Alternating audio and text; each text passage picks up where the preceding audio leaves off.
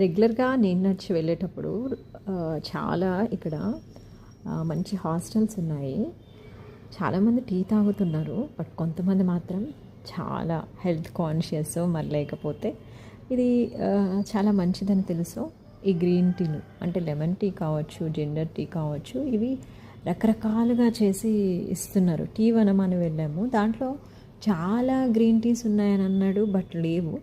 మనం కూడా పుదీనాతో చేసుకోవచ్చు, తులసితో చేసుకోవచ్చు. ఇది నేను బయట తెచ్చుకున్న మింట్ టీ. పుదీనా అంటే మింట్ తెలుసు కదా.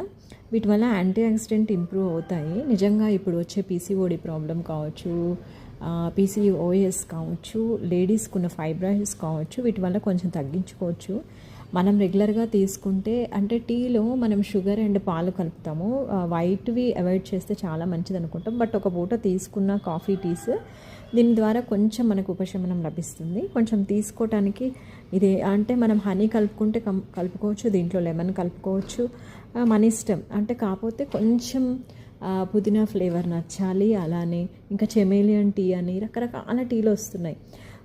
బట్ గ్రీన్ టీలలో ఏది తీసుకున్నా యాంటీ ఆక్సిడెంట్ ఫుల్గా ఉంటుంది. మన బ్రీతింగ్ సిస్టమ్ కావచ్చు, మనలో ఇమ్యూనిటీ సిస్టమ్ కావచ్చు, whatever it may be, చాలా యూస్ఫుల్గా ఉంటుంది. ట్రై చేయండి. Okay, bye, enjoy your day, be healthy, be happy. This is Deepa signing of.